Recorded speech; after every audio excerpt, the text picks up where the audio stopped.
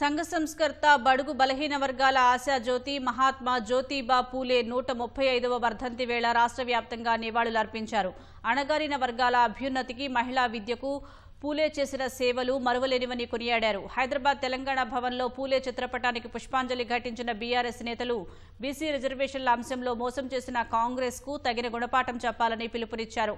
అంబర్పేటలోని పూలే విగ్రహానికి కేంద్ర మంత్రి కిషన్ రెడ్డి, రాజ్యసభ సభ్యుడు కె లక్ష్మణ్, బండారు దత్తాత్రేయ తదితరులు పూలమాలలు వేసి నివాళులు అర్పించారు. మహాత్మా జ్యోతిబా స్ఫూర్తితో పాలన సాగిస్తున్నామన్న కిషన్ రెడ్డి బీసీలకు న్యాయం చేసేందుకు బీజేపీ కట్టుబడి ఉందని స్పష్టం చేశారు. అదే విగ్రహానికి పూలమాల వేసిన సిపిఐ జాతీయ కార్యదర్శి రామకృష్ణ సామాజిక సంస్కరణల కోసం పాటుపడిన పూలే దంపతులు ఆదర్శనీయులని కీర్తించారు.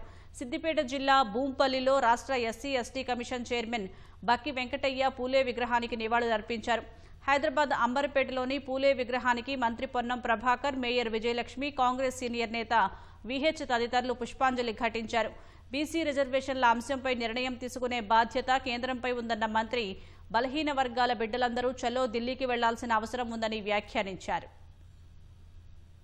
క్యాప్ను ఎత్తేయాలనే రాహుల్ గాంధీ నినాదం ఇప్పుడే బీజేపీ చెవులలో పడతా ఉంది. ఒత్తిడి అవసరం. నేను అన్ని బీసీ సంఘాలను, అన్ని రాజకీయ పార్టీలను ఈ నిర్ణయం తీసుకోవాల్సిన కేంద్రం మీద ఒత్తిడి తేవడానికి మనం చలో ఢిల్లీ ప్రయాణం జరగాలి. ఒత్తిడి అక్కడ జరగాలి. మేము రాష్ట్ర ప్రభుత్వం నుంచి సంసిద్ధంగా ఉన్నాం. మా ప్రభుత్వంలో ఎవరైనా ఎక్కడ కూడా దీనికి వ్యతిరేకత లేదు. ఉంటే దాన్ని మా పార్టీ తరఫున మేము దాన్ని సంభాళించుకుంటాం. కానీ ఈ నిర్ణయం జరగాల్సిన వేదిక కేంద్ర ప్రభుత్వం అనే మాట మరవద్దని కోరుతా ఉన్నాం.